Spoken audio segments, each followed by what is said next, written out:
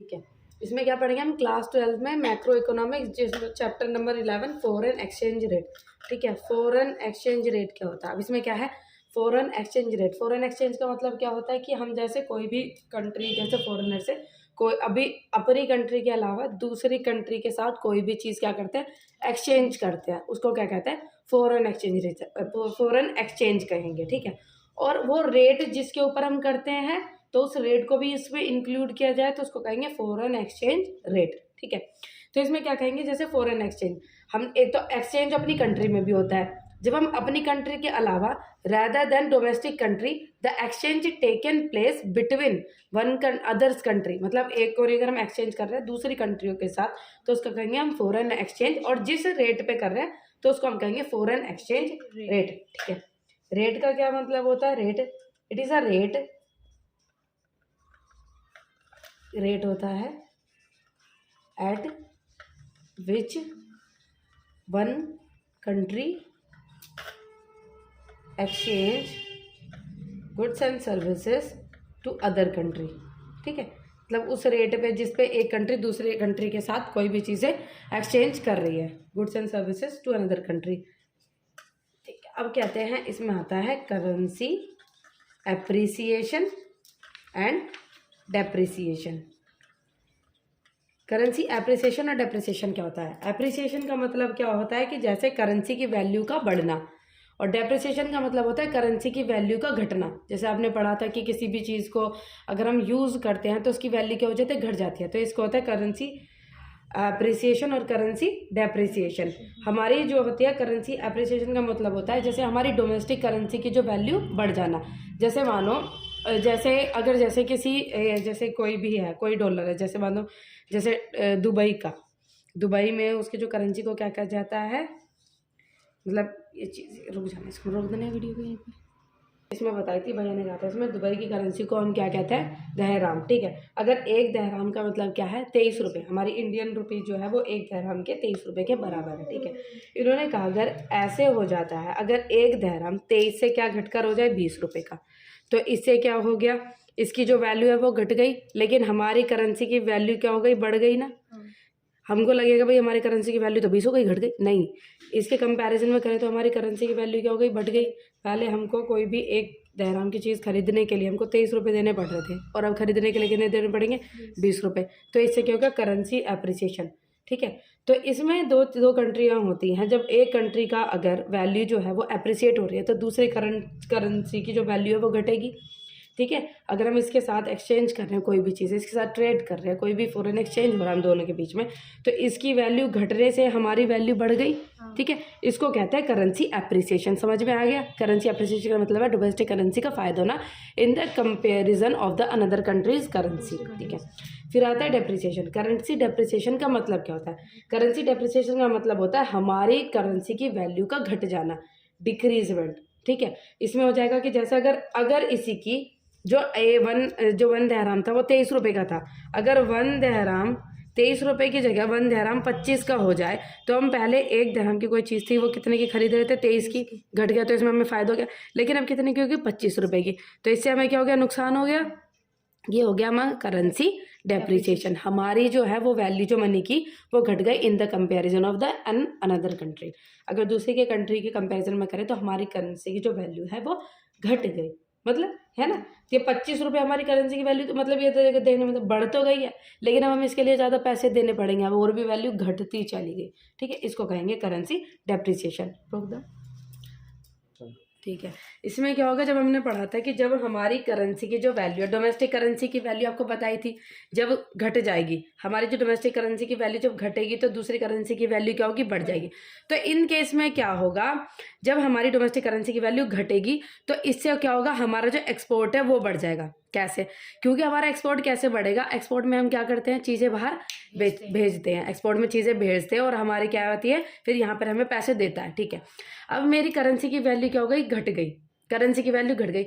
अब कोई बाहर से यहाँ से जो चीज़ मंगा रहा था, पहले जब मेरी करेंसी की वैल्यू क्या थी, ज़्यादा थी, तो वो जब वो यहाँ से चीज़ मंगा रहा था तो उसको ज़्यादा पैसे देने पड़ रहे थे, लेकिन अब वो जब यहाँ से चीज़ मंगाएगा तो उसको कम पैसे देने पड़ेंगे। ठीक है, तो मेरी करेंसी की वैल्यू घट गई ना, अब वो कम पैसे में ज़्यादा चीज़ें मंगा लेगा, तो इससे क्या होगा, ये मेरे एक्सपोर्ट को क्या कर देगा, इंक्रीज कर देगा, और मेरे जो वैल्यू जो मेरी गुड्स थी उसको क्या कर देगा, चीप बना देगा।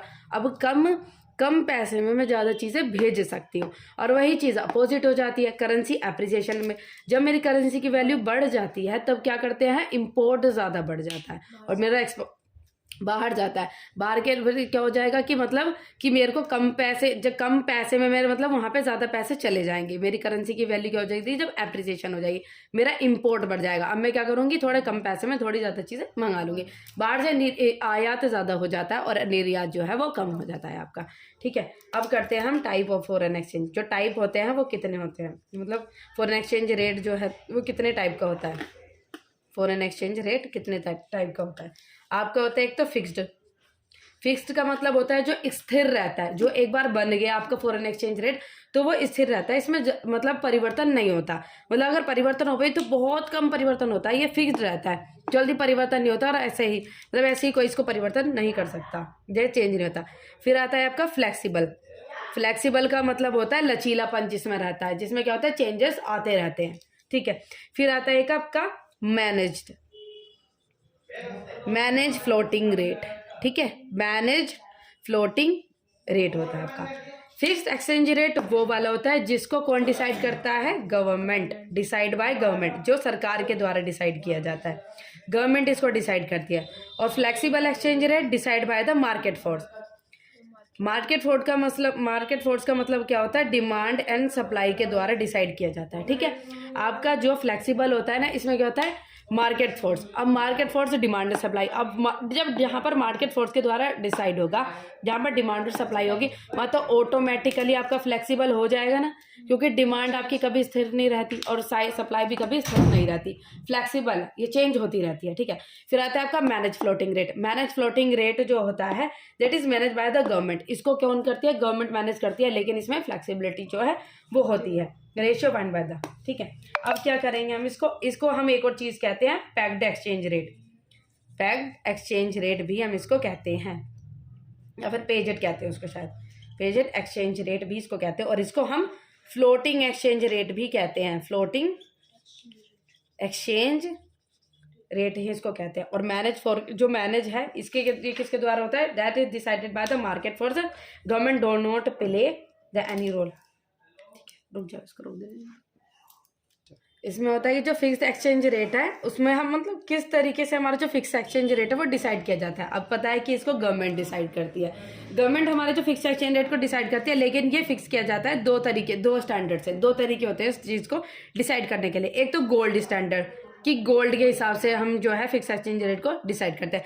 एक होता है फॉरेन करेंसी के हिसाब से। ठीक है, फॉरेन करेंसी के हिसाब से हम क्या करते हैं, फिक्स एक्सचेंज रेट को डिसाइड करते हैं। अब गोल्ड के स्टैंडर्ड में क्या हो जाता है, जैसे मानो कि 1 ग्राम जो गोल्ड है वो आपका मिलता है 1000 रुपीज़ का, 1 ग्राम गोल्ड 1000 रुपीज़ का। और वही अगर डॉलर में देखा जाए तो 1 ग्राम गोल्ड जो है वो मिलता है $10 का। ठीक है, इसमें क्या होता है, 1000 रुपये का मिल गया 1 ग्राम सोना। अब यहाँ पे 1 ग्राम सोना, वही 1 ग्राम सोना कितने का मिल रहा है, $10 का मिल रहा है। अब तो इसको हम क्या कहेंगे, $10 का मतलब क्या होता है, $10 का मतलब क्या हो गया, 1000 रुपये, 1000 रुपये। तो मतलब क्या हुआ, $1 का मतलब क्या हो गया, 100 रुपये। वैल्यू निकल गई कि $1 का मतलब कितना हो गया, 100 रुपये।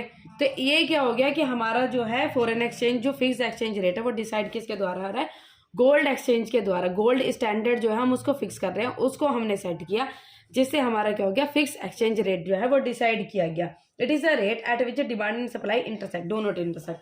ये वो रेट होता है जिसमें हमारी गवर्नमेंट ही मेजर रोल प्ले करती है, और जो हमारी मार्केट डिमांड और सप्लाई का इसके ऊपर कोई असर नहीं होता। ठीक है, इसको कौन डिसाइड करता है, गवर्नमेंट। और इसके ऊपर मतलब जो आपकी डिमांड सप्लाई का होता है ना, कोई भी इसके ऊपर इम्पैक्ट नहीं पड़ता, ये फिक्स रहता है। अब चाहे डिमांड ज़्यादा हो रही हो चाहे डिमांड कम हो रही हो, इसके ऊपर कोई भी असर नहीं होता है। फिर आता है हमारी फॉरेन करेंसी, कि फॉरेन करेंसी के हिसाब से हम कैसे जो है वो कि फिक्स एक्सचेंज रेट डिसाइड करते हैं। जैसे कि 1 दहराम का मतलब जो बताया था आपको, जैसे मानो 1 दहराम, $1 इज इक्वल टू 80 रुपीज़। अगर $1 का मतलब कितना है 80 रुपये, लेट माना $1 का मतलब कितने हो गए 80 रुपये हो गए, ठीक है। और वहीं पर $1 को देने के लिए हमें कितने दहराम देने पड़ रहे थे, कितने 4 दहराम देने पड़ते। जैसे मानो $1 को देने के लिए मुझे 4 दहराम जो है वो देने पड़ रहे थे। $1 का मतलब कितना हो गया 80 रुपये हो गया, ठीक है। अब मुझे 80 के लिए कितने दहराम जो है वो देने पड़ेंगे। 80 के लिए अगर मुझे $1 का मतलब 4 हो रहा था, अगर मुझे इसको रुपये में कन्वर्ट करना है दहराम को, ठीक है। तो अब एक दहराम जो थे 4, अब इसको 4 से इससे डिवाइड कर दूँ तो कितना हो गया 20 रुपये। तो 1 दहराम का मतलब कितना हो गया, AD तो कहते हैं ना इसको, 20 रुपीज़। तो एक दहराम का मतलब कितना हो गया 20 रुपये। तो ये मैंने किसके हिसाब द्वारा डिसाइड किया था, फॉरेन करेंसी के द्वारा। एक तो मैंने गोल्ड स्टैंडर्ड को लेके फिक्स एक्सचेंज रेट डिसाइड किया, दूसरा मैंने फॉरेन करेंसी को लेके फिक्स एक्सचेंज रेट डिसाइड किया। देख लो दोबारा से, 1 ग्राम सोना 1000 रुपये का था, फिर वहीं पर 1 ग्राम जो सोना था वो $10 का था। तो $10 का मतलब हुआ 1000 रुपये, तो $1 का मतलब 100 रुपये गोल्ड का स्टैंडर्ड लिया। फिर मैंने लिया फॉरेन करेंसी का, जो आपका जो डॉलर है ये तो माना जाता है, डॉलर को हम एक बीच का स्टैंडर्ड लेंगे, जो डॉलर है वो माना जाता है। $1 मेरा कितने का हो गया 80 रुपये का। मैं इसको जो दाम तो उसमें कन्वर्ट कर रही हूँ रुपीज़ में कि कितने का पड़ेगा। $1 मेरा 80 रुपये का है, और वहीं पर अगर $1 को देने के लिए वो 4 दहराम देता है, $1 के अगर कोई $1 की चीज़ लेता है तो उसके बदले वो अपनी करेंसी के 4 दहराम देता है, ठीक है। तो वहीं पर अगर 80 रुपये से उसका कंपेरिजन किया जाए तो 80 रुपये के लिए यहाँ पे रख दे 80 रुपये, क्योंकि $1 का मतलब 80 रुपये था। तो 80 रुपये के लिए वो 4 दहराम देगा, तो वहीं पर अगर 4 दहराम से इसको काट दे तो 20 हो गया ना, तो 1 दहराम इज इक्वल टू 20 रुपीज़, ठीक है। तो वही आपका जो है ये हो गया फिक्स एक्सचेंज रेट की फिक्स एक्सचेंज रेट जो है वो क्या कहता है। अब हम क्या पढ़ेंगे इसमें, फ्लेक्सिबल एक्सचेंज रेट कि फ्लेक्सिबल एक्सचेंज रेट है कि उसको कैसे डिसाइड किया जाता है, फ्लेक्सिबल एक्सचेंज रेट। अब ये कैसे डिसाइड किया जाता है, आपका मार्केट फोर्स के द्वारा, मार्केट फोर्स के द्वारा आपका डिसाइड किया जाता है। मार्केट फोर्स में क्या आ जाते हैं आपके demand and supply, demand and supply के द्वारा आपका जो है ये रेट डिसाइड किया जाता है। अब डिमांड और सप्लाई क्या हो जाती है आपकी, फ्लक्चुएट होती रहती है, कभी फिक्स नहीं रहती, कभी डिमांड ज़्यादा सप्लाई कम, इस तरीके से चीज़ें जो है चलती रहती है। फिगर बताया था इसको, जो सप्लाई का फिगर ये होता है, डिमांड का आपका ये होता है। आपका ये जो पॉइंट है इक्विलिब्रियम लेवल पर जो आएगा वो आपका रेट जो है वो डिसाइड किया जाएगा। जहां पर आपका इक्विलिब्रियम लेवल हो जाता है ना, वो रेट डिसाइड किया जाता है, फिक्स एक्सचेंज रेट जो है वो डिसाइड किया जाता है। जहां पर आपकी डिमांड और सप्लाई जो है वो इंटरसेक्ट करती हैं, ये क्वांटिटी पे चीज़ें प्रोड्यूस होंगे और ये वाला आपका जो है वो रेट होगा, ठीक है, इस रेट पे होगा। और मानो कि आपकी क्या हो जाती है, जैसे कि अगर कुछ कंडीशन ऐसी आ जाए जहाँ पे आपकी जो डिमांड है वो क्या होगी, डिमांड बढ़ गई। अगर जैसे की मानी जाए कि अगर जैसे कभी ऐसा हो जाए कि आपकी डिमांड जो है वो ज़्यादा हो जाती है, डिमांड ज़्यादा हो जाएगी तो आपका इक्विलिब्रियम लेवल शिफ्ट हो गया। अगर डिमांड ज़्यादा होगी तो आपका रेट क्या हो जाएगा, ये वाला, ठीक है, ये वाला रेट आपका बढ़ गया, और ये वाली आपकी जो क्वांटिटी है ये प्रोड्यूस होगी, फिर ये वाली क्वांटिटी प्रोड्यूस होगी। तो इसमें क्या हो जाएगा, आपके जो नया रेट है वो डिसाइड हो जाएगा। जब आपका इक्विलिब्रियम, जब आपकी डिमांड यहाँ पर थी, ठीक है, तो आपका इक्विलिब्रियम लेवल भी बन रहा था, लेकिन जब आपकी डिमांड शिफ्ट हो जाएगी D1 पे तो आपका नया इक्विलिब्रियम पॉइंट भी बन जाएगा E1 पे, और आपका जो रेट है वो भी चेंज हो जाएगा, R पे नया रेट बन जाएगा। वही चीज़ अगर हम अपनी जो डिमांड है उसको घटा, डिमांड घट गई तो आपका नया इक्विलिब्रियम पॉइंट बन जाएगा E2 बन गया, E2 बन गया। फिर आपकी जो डिमांड जो रेट है वो भी क्या हो जाएगा, घट जाएगा, रेट भी जो शिफ्ट हो जाएगा, ठीक है। तो ये पॉइंट है आपका, ठीक है। इसमें आपको बताया था कि जैसे आपकी कि क्या असर आपका पड़ता है, कि जैसे मार्केट फोर्सेस के हिसाब से आपकी डिमांड बढ़ गई तो जो आपका जो रेट है वो बढ़ जाएगा, डिमांड घट गई जो आपका रेट है वो घट जाएगा, ये चीज़, ठीक है। अब ऐसे ही अगर हम सप्लाई के साथ रिश्ता देखें तो इसका, कि सप्लाई के साथ इसका क्या रिलेशन है, ठीक है।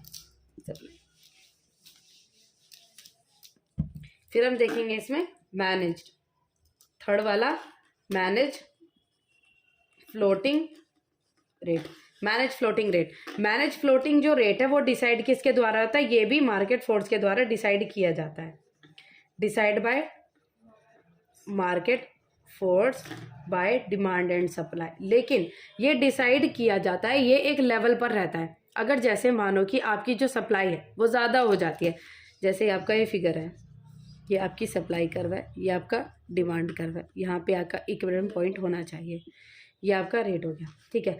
मानो ऐसे हो जाता है कि जैसे आपकी सप्लाई जो है ये क्या हो जाएगी, ज़्यादा। देखो अगर जैसे एक रेट था, गवर्नमेंट ने एक रेट डिसाइड किया था, ठीक है, एक रेट जो है सॉरी एक जो रेट है वो फ्लेक्सिबल रेट के द्वारा आपका एक रेट डिसाइड किया गया था मार्केट फोर्सेस के द्वारा। अगर वो रेट ज़्यादा हो जाता है, क्या हो जाता है, अगर जैसे वो रेट बहुत ज़्यादा डिसाइड किया जाता है तो रिजर्व बैंक ऑफ इंडिया क्या करती है, अगर वो रेट ज़्यादा हो जाता है रिजर्व बैंक ऑफ इंडिया क्या करती है, करेंसी को रिलीज करने की कोशिश करती है। जैसे इसमें क्या हो जाएगा, आपका जो रेट है वो क्या हो जाएगा, अगर आपका डिजायरेबल, ठीक है, आपका जो एक रेट डिसाइड किया गया था, ठीक है, अगर उससे डिजायरेबल वैल्यू से आपका जो मैनेज फ्लोटिंग रेट है, इसमें होता है कि आपका डिजायरेबल वैल्यू से आपका जो रेट है वो ज़्यादा हो जाता है। तो इसमें क्या करती है, आपकी जो रिजर्व बैंक ऑफ इंडिया के पास, आरबीआई के पास जितना रिजर्व रखा था फॉरेन एक्सचेंज का, जितने डॉलर्स वगैरह उसके पास रखे थे, जितने थे उसके पास, वो क्या करती है, मार्केट में इसको रिलीज कर देती है।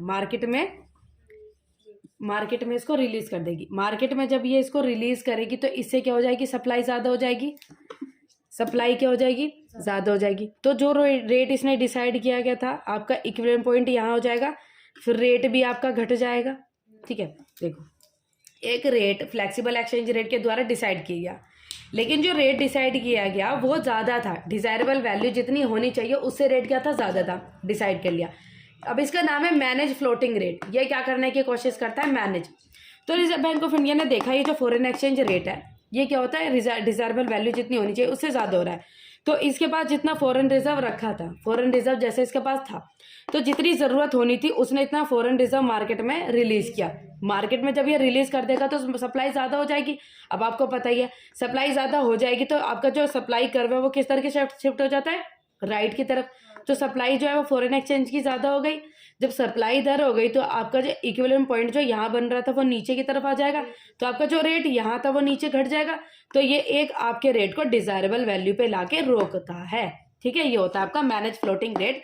ये आपके जो रेट है उसको मैनेज करने की कोशिश करता है, डिजायरेबल वैल्यू पर लाता है, जो आपका जो ज़्यादा हो रहा था उस रेट को लाकर डिजायरेबल वैल्यू पे लाकर रोकता है। तो समझ में आ गया ना कि मैनेज फ्लोटिंग रेट क्या होता है। चलो ठीक है, मेरे को तो जोड़ने में ज़्यादा सही लगती है, मेरी वीडियो को तो काट दिया करो बीच में, भैया को तो एक काम, ठीक है। तो इसमें हम देखेंगे तीनों क्या डिफरेंस, जो फॉरेन फिक्स एक्सचेंज रेट था और फ्लेक्सिबल एक्सचेंज रेट और मैनेज फ्लोटिंग रेट, इन तीनों का डिफरेंस क्या था। अब हमें तो पता है जो फिक्स एक्सचेंज रेट था उसको कौन डिसाइड करता है, गवर्नमेंट के द्वारा डिसाइड किया जाता है। और ये वाला डिसाइड किसके द्वारा किया जाता था, मार्केट सप्लाई के द्वारा, मतलब मार्केट फोर्सेस के द्वारा, डिमांड और सप्लाई के द्वारा डिसाइड किया जाता था। और ये भी डिमांड और सप्लाई के द्वारा डिसाइड किया जाता था, लेकिन इसके बीच में इंटरफेयर कौन करता है, RBI, reserve bank of India जो है वो इंटरफेयर करता है। वो देखता है कि मैनेज जो रेट है वो सही से डिसाइड है या नहीं है, और अगर डिजायरेबल कंडीशन से ज़्यादा होता है तो इसके बीच में इंटरफेयर वो करता है, ठीक है। उसके बाद जब हमने दो चीज़ें पढ़ी थी कि फिक्स एक्सचेंज रेट दो चीज़ों की तरह डिसाइड होता है, तो गोल्ड के माध्यम से और एक फॉरेन एक्सचेंज के माध्यम से, ठीक है। जब ये फॉरेन एक्सचेंज के माध्यम से डिसाइड किया जाता है तो इसको क्या कहते हैं, पेजिंग। पेजिंग इसको कहा जाता है जब ये फॉरेन एक्सचेंज के द्वारा डिसाइड किया जाता है। जब फॉरेन एक्सचेंज की, जब आपके जो दूसरी फॉरेन करेंसी के द्वारा डिसाइड किया जाता है तब इसको कहते हैं पेजिंग। लेकिन जब ये गोल्ड के द्वारा डिसाइड किया जाता है ना, गोल्ड को एक माध्यम रख के, गोल्ड को स्टैंडर्ड रख के जब ये डिसाइड किया जाता है फॉरेन एक्सचेंज, तो इसको कहते हैं पारिटी, व्हेन डिसाइडेड बाय गोल्ड। अब हमारा आता है कि अब जो हमने देखा था इसमें गवर्नमेंट का इंटरफेयर होता है पूरा, क्योंकि गवर्नमेंट के द्वारा डिसाइड किया जाता है। लेकिन इसमें गवर्नमेंट का इंटरफेयर नहीं होता, क्योंकि ये किसके द्वारा डिसाइड किया जाता है, डिमांड एंड सप्लाई, हाँ, डिमांड सप्लाई के द्वारा। और इसमें क्या होता है, इंटरैक्शन किसका होता है, थाउजेंड्स ऑफ बैंक्स वगैरह। अब डिमांड और सप्लाई है तो इसमें ये सब चीज़ें आती है, बैंक्स एटसेट्रा वगैरह, ठीक है। और इसमें क्या हो जाता है, reserve bank of India interfere इसमें करता है, क्योंकि ये मैनेज करता है। और इसको हम क्या कहते हैं, इसी तरीके की चीज़ को हम क्या कहते हैं, डर्टी फ्लोटिंग इसको कहा जाता है। इसका एक और नाम है, इसको कहते हैं डर्टी फ्लोटिंग भी इसको कहा जाता है। अब हमारी आ जाती है डीवैल्यूएशन और डेप्रिसिएशन। डेप्रिसिएशन का मतलब हमने क्या पढ़ा था, डिक्रीजमेंट ऑफ वैल्यू। हमारे करेंसी की वैल्यू क्या हो जाती है, घट जाती है, ठीक है। अब ये हो जाते हैं डीवैल्यूएशन। डीवैल्यूएशन डेप्रिसिएशन दोनों का मतलब क्या होता है, सेम। इसका भी वैल्यू घटना हमारी डोमेस्टिक करेंसी की, इसका भी वैल्यू घटना। लेकिन जब हमारी वैल्यू डोमेस्टिक करेंसी की घटती है by the demand and supply, demand और सप्लाई के द्वारा जब हमारी करेंसी की वैल्यू घटती है, मतलब फ्लेक्सिबल एक्सचेंज, डिमांड सप्लाई इसमें तो क्या होगा, फ्लेक्सिबल एक्सचेंज रेट। जब ये घटती है तो क्या हो जाता है, मतलब इसमें क्या हो जाए, इसमें ये किसके द्वारा घटती है, मार्केट फोर्स के द्वारा। डिमांड और सप्लाई के द्वारा घटेगी तो उसको कहा जाएगा डेप्रिसिएशन। लेकिन जब हम करेंसी की वैल्यू जो हमारी घटती है और जब गवर्नमेंट के द्वारा डिसाइड की जाती है, गवर्नमेंट के द्वारा डिसाइड किया जाए, और जब ये वैल्यू हमारी जो करेंसी की वैल्यू घट जाती है, that is fix by the foreign exchange rate, तो इसको क्या कहते हैं, डीवैल्यूएशन। ठीक है, इसको कहते हैं डेप्रिसिएशन, इसको डिवैल्यूएशन।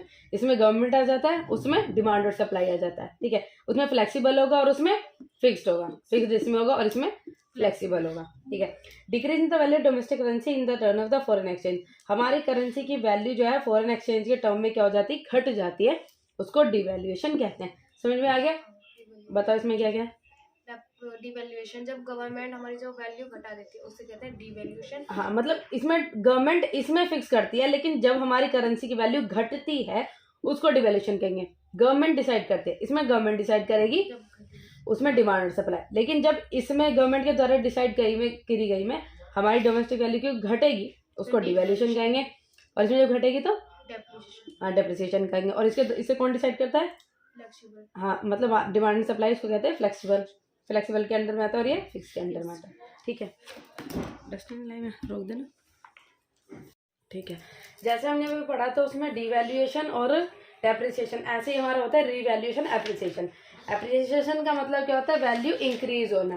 ठीक है, डोमेस्टिक करेंसी की जो है वैल्यू बढ़ जाना in terms of the foreign currency. Foreign currency के सामने हमारी जो डोमेस्टिक करेंसी की वैल्यू क्या हो जाती है, जब बढ़ जाती है।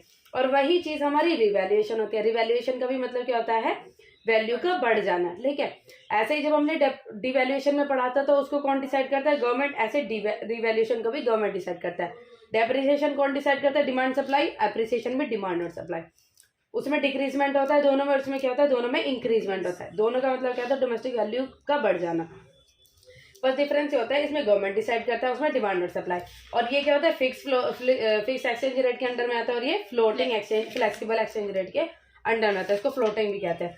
अब आते हैं demand for foreign currency increase. हमारी जो डोमेस्टिक जो डिमांड होती है फॉरेन करेंसी की, वो क्यों होती है? जरूरी है क्या फॉरेन करेंसी की डिमांड करना? अगर नहीं करें तो क्या होगा, है ना? तो कौन कौन से ऐसे कारण है जिसकी वजह से हमें फॉरेन करेंसी जो है वो चाहिए होती है, क्यों अराइज होती है? सबसे पहले इम्पोर्ट के लिए। इम्पोर्ट का मतलब क्या होता है, हम चीज़ों को क्या करते हैं, मंगाते हैं। ठीक है, जब हम चीज़ों को मंगाते हैं तो हमें क्या करते हैं, उसके बदले में रिटर्न भी तो देना पड़ता है। तो हमारे फॉरेन करेंसी चाहिए नहीं चाहिए, मतलब कि किस वजह से हमारे कंट्री में फॉरेन करेंसी आती है। अब जैसे हमने इम्पोर्ट किया तो हम क्या करते हैं, उसके बदले में कुछ पैसे देते हैं। जो हमने इम्पोर्ट किया उसके बदले में पैसे देंगे, तो हम जो उसके बदले में जो रिटर्न देंगे वो फॉरेन करेंसी के रूप में देंगे। तो अब डिमांड तो होगी ना फॉरेन करेंसी की। तो एक तो ये पॉइंट था। दूसरा पॉइंट क्या है, टूरिज्म। जब आपके यहाँ पे टूरिज्म बढ़ता है, टूरिस्ट सेक्टर आता है, तो टूरिस्ट भी तो लेकर रखते हैं कोई, भाई सभी तो रुपीज लेकर नहीं आते, कुछ अपनी करेंसी रखते हैं, और किसी को यहाँ पर करेंसी चाहिए होती है। तो इस वजह से हमें फॉरेन करेंसी की जरूरत होती है। टूरिस्ट सेक्टर हो गया, टूरिज्म की वजह से हमें फॉरेन करेंसी की जो है डिमांड होती है। फिर आता है आपका यूनिलेटरल ट्रांसफर। यूनिलेटरल ट्रांसफर का मतलब होता है कि जब जिसमें ट्रांसफर से ट्रांजेक्शन सिर्फ एक तरीके से हो। जैसे मैंने आपको इनकम वो चैप्टर पढ़ा था नेशनल इनकम में, जिसमें आपकी इनकम जो है वो ट्रांसफर होती है, जैसे गिफ्ट वगैरह जिसमें आ जाते हैं, अनुदान वगैरह। हाँ, अनुदान जिसको कहते हैं इंग्लिश हिंदी में। तो उसमें आपका क्या था, दोनों तरफ की तो ट्रांजैक्शन होती नहीं है। अगर जरूरी नहीं है कि आपको कोई गिफ्ट दे रहा है तो उसको मार मार के आप ये कहोगे भाई तू भी गिफ्ट दे, नहीं कहोगे ना। तो यूनिलेटर में क्या हो जाता है, एक ही तरफ की ट्रांजेक्शन होती है। या तो कोई बाहर दूसरी कंट्री में, कोई विदेश में कोई काम कर रहा हो, वो यहाँ पर वहाँ से जो उसकी सैलरी आई है वो हमको भेजे। जब हमको सैलरी वो भेजेगा तो क्या हो जाएगा, हमारे पास पैसे आए, ठीक है, तो वो भाई वो सैलरी भेज रहा है, रिटर्न में तो कुछ मांग नहीं रहा, सैलरी भेज रहा है। और मानो यहाँ पर कोई काम कर रहा है तो यहाँ से कुछ कोई भेज रहा है किसी तरीके के कुछ पैसे वगैरह। तो यूनिलेटरल का मतलब होता है, इसमें ट्रांसफर में क्या होता है, एक ही तरफ की ट्रांजैक्शन होना, दोनों तरफ की ट्रांजैक्शन नहीं होती, एक तरफ की, या तो कुछ गिफ्ट भेजना या फिर किसी भी तरीके की कोई हेल्प भेजना, इसको कहते हैं यूनिलेटरल ट्रांसफर। फिर आता है purchase of assets in foreign trade. हम जब किसी भी कहीं पर परचेज ऑफ एसेट्स, जब हम कहीं पे फॉरेन कंट्री में किसी तरीके की चीज़ों को खरीदते हैं तो उसके लिए हमको फॉरेन करेंसी चाहिए ना, क्योंकि भाई कोई भी ट्रांजैक्शन हम करेंगे तो फॉरेन करेंसी में करेंगे। तो उस चीज़ के लिए जब हम परचेज करते हैं कहीं पर जाके किसी फॉरेन कंट्री में, तो हम लोगों को क्या चाहिए होता है, जो फॉरेन करेंसी वो चाहिए होती है। फिर आता है आपका लास्ट पॉइंट, स्पेक्युलेशन का मतलब क्या होता है कि जैसे मानो कि अभी इस टाइम पे किसी करेंसी की वैल्यू, जैसे हमारे करेंसी की, जैसे किसी करेंसी की वैल्यू घट जाए, उस टाइम पे मैं करेंसी को क्या कर दूं, खरीद के रख लूँ। खरीद के मैं रख लूँ, और जब वो करेंसी की वैल्यू बढ़ जाए मैं उस टाइम पे उस करेंसी को बेच दूँ, तो मुझे वो जो गेन हुआ उसको कहते हैं स्पेकुलेशन। तो ये सारे कुछ रीजन है जिसकी वजह से डिमांड जो है वो फॉरेन करेंसी की बढ़ जाती है, मतलब डिमांड जो है फॉरेन करेंसी की वो बढ़ती है। Reason for increase in foreign currency, कौन कौन से रीजन है? Reason for increase for foreign currency, foreign currency के कौन कौन से रीजन है जिसकी वजह से फॉरेन करेंसी जो बढ़ती है? Foreign currency price decrease, import increase. जैसे कि मानो reason for foreign currency increase, अगर जैसे कौन कौन से कारण है जिसकी वजह से फॉरेन करेंसी जो है वो इंक्रीज जो है वो हो जाती है?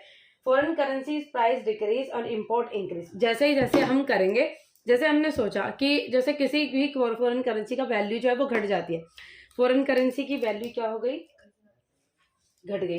फॉरेन करेंसी की वैल्यू घटेगी तो हम इंपोर्ट करेंगे, क्योंकि उसके बदले में भाई हम कम पैसे देंगे। हमने क्या करा, ज्यादा से ज्यादा चीजें मंगाई और फिर उसके बदले में हमने कम पैसे दिए, ठीक है। तो इससे क्या होगा, हम लोगों का इंपोर्ट बढ़ गया, हम जो चीज मंगा रहे थे हमको वो चीप पड़ गई, कम में पड़ गई, ठीक है। तो वो क्या हो जाता है, reason for increase for the foreign currency जो है, ये हमारी जो वैल्यू जो है वो इंक्रीज हो जाएगी, ठीक है। प्रमोट टूरिज्म, जब फॉरेन करेंसी हमारा घट जाएगा, मतलब फॉरेन करेंसी की जो वैल्यू घट जाएगी तो ये टूरिज्म को भी इंक्रीज करेगी, टूरिस्ट भी लोग ज्यादा से ज्यादा घूमने आएंगे हमारी कंट्री में, ठीक है।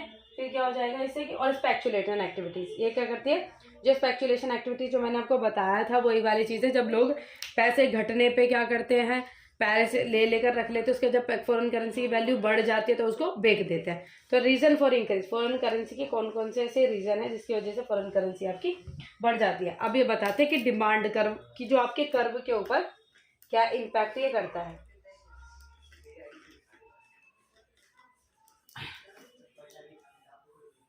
डिमांड कर्व, यहाँ पर आपका डिमांड कर्व आता है ऐसे करके, ठीक है।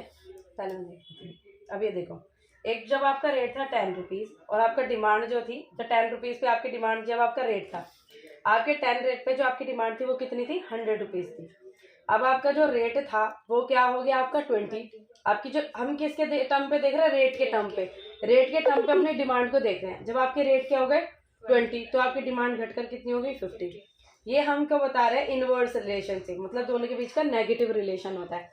जब आपकी डिमांड जो है, नहीं, जब आपका रेट जो है वो घटा था तब आपकी डिमांड बढ़ी हुई थी, जब आपका रेट बढ़ गया तो डिमांड हो गई घट गई। तो ये होता है आपका इनवर्स रिलेशनशिप, मतलब नेगेटिव रिलेशन दोनों के बीच का बताता है। अगर हम रेट के टर्म पॉइंट ऑफ व्यू से देखें, एक पॉइंट था जब आपकी क्या थी, यहाँ पे 50 और 100, यहाँ पे आपका रेट आ जाता है 10 और यहाँ पे है 20। जब आपका रेट था 20 तब आपकी जो डिमांड थी वो 100 थी, जब आपका रेट 200 तो आपकी डिमांड क्या होगी, घट गई। ये आपका डिमांड कर्व, ये नेगेटिव नीचे की तरफ फ्लो हो रहा है, ठीक है। डिमांड कर्व नीचे की तरफ जा रहा है, आपका डिमांड कर्व जो है वो ये बन गया। एक पॉइंट पहले यहाँ थी, उसके बाद आपकी जो डिमांड की जो रेट यहाँ पे क्या, जो क्वांटिटी डिमांड जो कर रहे थे वो यहाँ पर हो गई, ठीक है। फिर वही चीज़ आपकी अपोजिट हो जाती है, जब आपका रेट वही उल्टा हो जाता है। जब आपका रेट क्या करेंगे, यहाँ पे थी आपका जो रेट है इसको और भी घटा लो तो आपकी डिमांड जो है वो और भी ज़्यादा बढ़ जाएगी। मतलब जब आपका रेट घटाओगे और भी ज़्यादा तो आपका डिमांड है और ज़्यादा बढ़ जाएगी, ठीक है।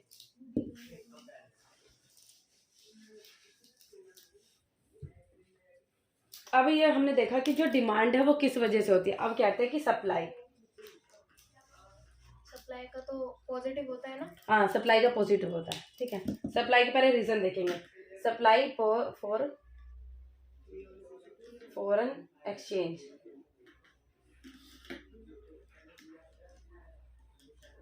फॉरेन एक्सचेंज की जो सप्लाई है वो कब राइज होती है और कौन से टाइम पर हमारे जो फॉरेन एक्सचेंज चाहिए होते हैं। सबसे पहले एक्सपोर्ट, एक्सपोर्ट का मतलब क्या होता है, हाँ, जब हम कोई चीज़ यहाँ से भेजते हैं, ठीक है, तो उसके हमारा मतलब ये कह रहा है कि कब हमारे कंट्री में फॉरेन करेंसी आती है। जब हम एक्सपोर्ट करेंगे तो भाई एक्सपोर्ट करेंगे तो वो रिटर्न में एक्सचेंज वो करेगा, पैसे देगा, तो फॉरेन करेंसी के रूप में हमारे में पैसे आएंगे, तो हमारे यहाँ पे सप्लाई आ गई, फॉरेन करेंसी की सप्लाई आ गई। और जब हमारे यहाँ पर क्या कहते हैं, टूरिज्म, जो टूरिस्ट है, टूरिस्ट भी सेक्टर है, टूरिस्ट यहाँ पर जब ज़्यादा से ज़्यादा आते हैं तो वो क्या करते हैं, हमारे यहाँ पे या तो कैश वगैरह जो डॉलर वगैरह आते हैं, तब क्या होता है, टूरिस्ट भी हमारे यहाँ पर सप्लाई जो फॉरेन करेंसी की है वो बढ़ा देते हैं। फिर फॉरेन इन्वेस्टमेंट, फॉरेन इन्वेस्टमेंट का मतलब होता है जैसे कोई भी कंट्री है, कोई फॉरेन है वो हमारे कंट्री में इन्वेस्ट कर रहा है तो वो अपने करेंसी में इन्वेस्ट करेगा, तो हमारे कंट्री में जो सप्लाई है फॉरेन करेंसी की वो इंक्रीज कर रही है, इंक्रीज करेगी ना। फिर आता है यूनिलेटरल ट्रांसफर, यूनिलेटरल ट्रांसफर जो मैंने आपको बताया था पहले तो हम कह रहे थे यूनिलेटरल ट्रांसफर टू अब्रोड, मतलब फॉरेन में जाके हमें क्या, अब इसमें आता है यूनिलेटरल ट्रांसफर वहां से हो रहा है।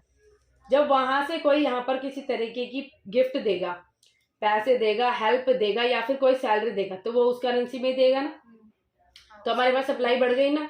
फिर उसके बाद आता है आपका स्पेक्युलेटिव एक्टिविटीज। स्पेक्युलेटिव एक्टिविटीज में भी आपकी सप्लाई बढ़ जाती है, वही चीज जो आपको मैंने बताई थी, ठीक है। अब इसका कर्व देख लो। पहले जब आपका रेट क्या था, रेट 10 था और आपकी जो सप्लाई थी रेट 10 पे आपकी सप्लाई थी 100 थी। अब आपका जो रेट है वो 20 हो जाता है, तो आपकी सप्लाई क्या हो जाएगी 200, ठीक है। तो आपका जो सप्लाई कर्व है वो क्या चल जाएगा, और ऊपर की तरफ चला जाएगा। इसमें देख लें, यहाँ पे 100 था, यहाँ पे 200, ये 10 था और यहाँ पे 20, पहले ये थी, उसके बाद ऐसी हो गई। तो आपका सप्लाई कर्व जो है वो ऐसे चला जाएगा। ये आपका सप्लाई कर्व हो गया, यहाँ पे पहले यहाँ थी, अब यहाँ चली गई, ठीक है। तो आपका सप्लाई कर्व जो ऊपर की तरफ चला जाएगा और इन दोनों के बीच में क्या हो जाता है, पॉजिटिव रिलेशन, मतलब डायरेक्ट रिलेशन इन दोनों के बीच में होता है। जैसे जैसे आपकी जो रेट है वो बढ़ेगा, वैसे वैसे आपकी सप्लाई बढ़ेगी। अब इसमें रेट के पॉइंट ऑफ व्यू से देख रहे हैं कि रेट, अब आपने देखा होगा रेट के हिसाब से अगर एग्जाम्पल देखें तो भाई इस जो रेट के देख लो, ये पेन मार्कर था 50 रुपए का, अब इसका पैसे जो है वो बढ़ जाएंगे तो इसकी डिमांड घट जाएगी ना। रिलेशन वही देख लो, रेट के टर्म पे देखेंगे। फिर अब हम डिमांड के टर्म पे भी इसको देखेंगे, डिमांड के टर्म पे हम इसको देखेंगे बाद में, हाउ रेट डिसाइड। अब हम करेंगे कि जैसे किस तरीके से हमारा जो रेट है वो डिसाइड किया जाता है डिमांड और सप्लाई के द्वारा, ठीक है। सप्लाई, डिमांड, इक्विलिब्रियम पॉइंट, या आपका रेट या आपकी क्वांटिटी। देखो हमने इसके हिसाब देखा रेट के हिसाब से, अब हम देखें डिमांड के हिसाब से। अब डिमांड के हिसाब से बनाने से पहले आपको बता देती हूँ, जैसे मानो किसी भी चीज़ की क्या हो जाती है, डिमांड मार्केट में बढ़ जाती है, डिमांड मार्केट में बढ़ी, लेकिन उस हिसाब से सप्लाई ना बढ़ने की वजह से उसके रेट बढ़ जाते हैं। तो अगर हम डिमांड के हिसाब से देखें, डिमांड बढ़ी तो हमारे रेट भी बढ़ गए। अभी हमने पीछे देखा था दोनों का इन्वर्स रिलेशनशिप, अभी देखा था ना उल्टा रिश्ता होता है, वो रेट के हिसाब से था। अब हम इसमें डिमांड के हिसाब से देखा, डिमांड के हिसाब से जब मेरी जो डिमांड बढ़ी तो मेरा रेट भी बढ़ गया। फिर डिमांड मेरी घटेगी तो रेट भी क्या हो जाएंगे, घट जाएंगे, क्योंकि उस हिसाब से मेरी सप्लाई नहीं बढ़ी। तो ऐसे ही जब डिमांड बढ़ता है तो हम इसको किस तरफ शिफ्ट कर देते हैं, राइटवर्ड। डिमांड घटता है तो इसको शिफ्ट कर देते हैं लेफ्टवर्ड। अब देखो डिमांड बढ़ा तो मेरा इक्विलिब्रियम पॉइंट ये था, डिमांड बढ़ा तो मेरा जो आर था वो शिफ्ट हो गया ऊपर की तरफ, ये रहा, और मेरी जो क्वांटिटी थी वो ये रही यहाँ पे, ठीक है, क्वांटिटी भी शिफ्ट हो गई।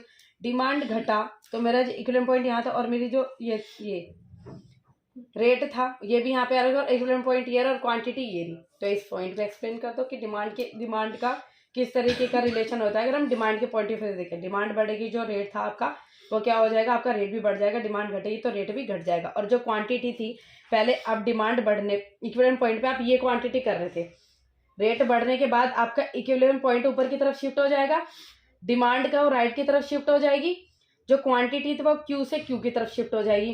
पहले आप इतनी डिमांड कर रहे थे, अब हमारी आपकी जो डिमांड है वो यहाँ बढ़ गई, ठीक है। फिर जब आपका जो डिमांड कर रहा है वो लेफ्ट की तरफ शिफ्ट हो जाएगा, जब आपकी डिमांड घटेगी रेट आपका नीचे की तरफ चला जाएगा। क्वांटिटी थी जो यहाँ पे करते थे, क्वांटिटी भी कम हो गई, ठीक है। ये पॉइंट समझ में आ गया, ठीक है। फिर ऐसे ही आप सप्लाई कर्व से देख लेना, सप्लाई कर्व का भी रिश्ता जो है ऐसे हो जाएगा, सप्लाई कर्व। अब इसका दोनों का रिश्ता क्या हो जाएगा, अपोजिट। सप्लाई बढ़ेगी तो रेट घट जाएगा। अब जैसे मानो मार्केट में इस पेन की सप्लाई बहुत ज़्यादा बढ़ जाए, बहुत ज़्यादा, तो इसके रेट घट जाएंगे, क्योंकि भाई हर कोई कंपटीशन करना चाहेगा, भाई मेरे से खरीद लो, मेरे से खरीद लो। सप्लाई बहुत ज़्यादा बढ़ गई तो इन दोनों का रिश्ता क्या हो जाएगा, उल्टा हो जाएगा, रेट बढ़ जाएंगे। अब इसको फिगर पे देख लो,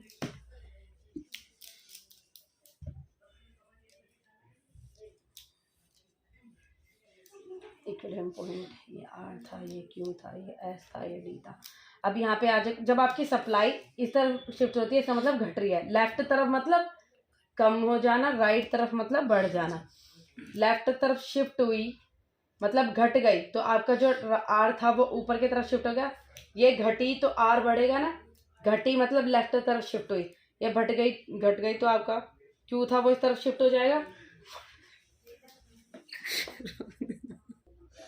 तो आपका जो यहाँ पे जो आर था और जो इक्विलिब्रियम पॉइंट है वो फिर यहाँ पे तरह के शिफ्ट हो जाएगा। अब देख लो दोनों का रिलेशन भी, ठीक है। आपको जो सप्लाई करता है वो शिफ्ट हो जाएगा। भैया चैप्टर कंप्लीट हो चुका है, ये खटाक।